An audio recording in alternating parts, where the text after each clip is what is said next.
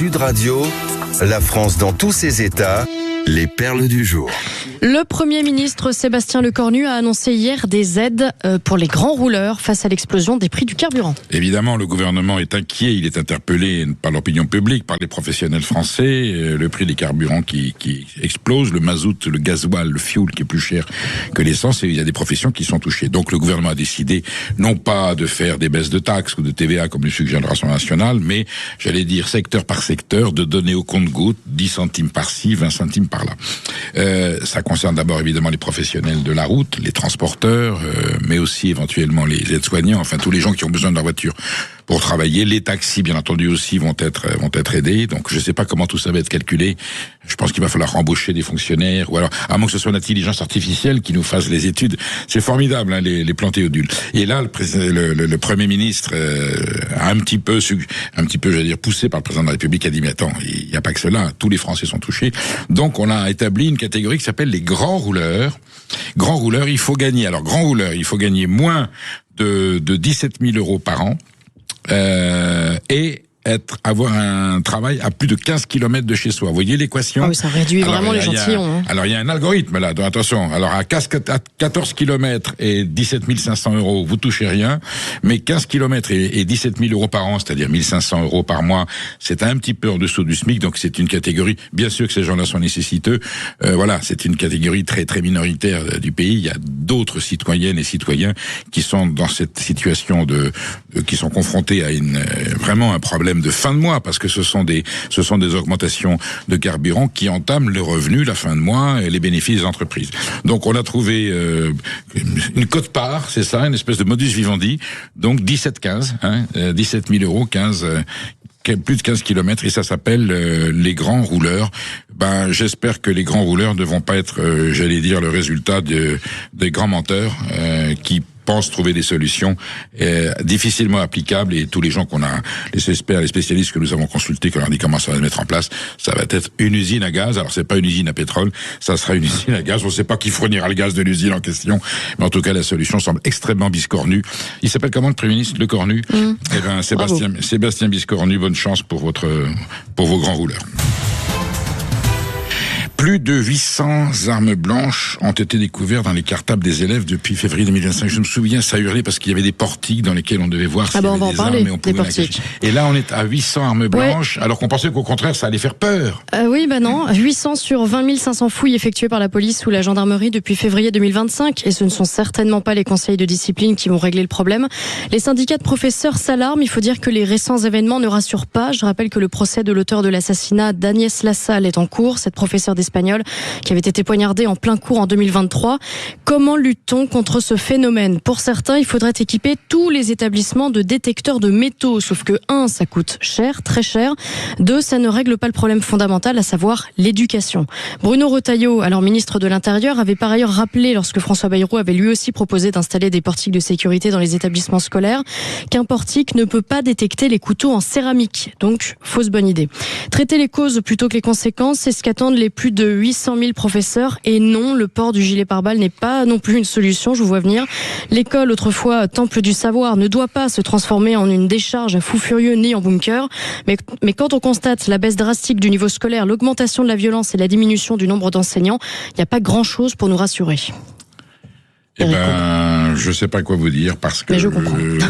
Non, mais c'est sidérant. Est-ce qu'il faut faire entrer la police dans les établissements? Mais ça a été évoqué, tout a été évoqué, c'est ça qui est dingue. En fait, si vous réglez pas le problème à la source, et c'est quasi impossible de régler le problème à la source. Que vient-on faire à l'école avec une arme morte, une arme contondante, qui peut tuer? Vous avez des élèves qui vous expliquent qu'ils sont en danger, le harcèlement, tout ça. Il y a des bonnes, entre guillemets, raisons et des très mauvaises raisons. Donc c'est pour ça que le problème est tellement profond. Les bras nous en tombent, c'est annoncé comme ça, 800 armes dans des sacs de score. Allez-y.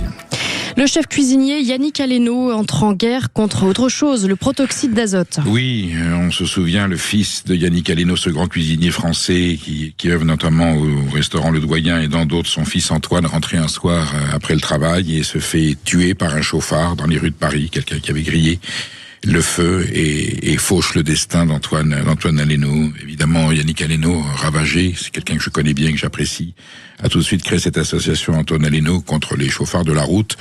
qui font quelques mois de prison finalement, puisque c'est pas un crime avec préméditation, et ils sont relâchés pour remise de peine, et donc eux continuent à vivre leur vie normalement, alors que la vie de la famille est brisée par le départ d'un être cher. Et donc Yannick Aleno et son association Antoine Aleno partent en guerre contre les marchands de protoxyde d'azote. Yannick Aleno dit très concrètement, c'est comme si on vendait des munitions pour armes. Aujourd'hui, la vente des armes est réglementée en France. Vous n'allez pas acheter les cartouches comme ça impunément. Et ben là, c'est comme si on vendait une forme d'arme à feu avec ce protoxyde d'azote. Il disait l'autre jour, on a retrouvé un gamin qui était mort. Il avait encore la capsule de la petite bonbonne de gaz. Alors le protoxyde d'azote, les marchands vous disent, mais oui, c'est ce qu'on utilise pour faire la crème chantilly et les émulsions en cuisine. Oui, mais en petite bombe, en petite quantité. Yannick Aleno dit, je suis d'accord pour que ce soit réglementé avec des bons de livraison, des certificats pour être sûr que c'est bien utilisé à des fins professionnelles et culinaires et non pas pour se droguer. Donc là, les marchands évidemment sont très hypocrites. Ce sont des chiffres d'affaires gigantesques. On peut considérer qu'il y a un lobby des marchands de protoxyde d'azote et on félicite Yannick Aleno de partir en guerre contre ce lobby qui est à l'origine malgré tout de tragédies épouvantables. Et si on peut les éviter tout simplement en réglementant, c'est peut-être une solution politique à prendre, si tant est qu'il y ait du courage politique pour contrôler, les ravages de ce produit, de cette merde qui s'appelle le protoxyde d'azote. Et puis après le Louvre, le Muséum d'histoire naturelle de Paris sonne l'alarme, lui aussi, sur son état de délabrement. Oui, tout le monde le connaît, le Muséum d'histoire naturelle de Paris. C'est celui du Jardin des Plantes, merveilleux jardin. Effectivement, mes enfants y vont souvent. Vous avez la chaîne de l'évolution. C'est un des monuments, de la science et de la connaissance française.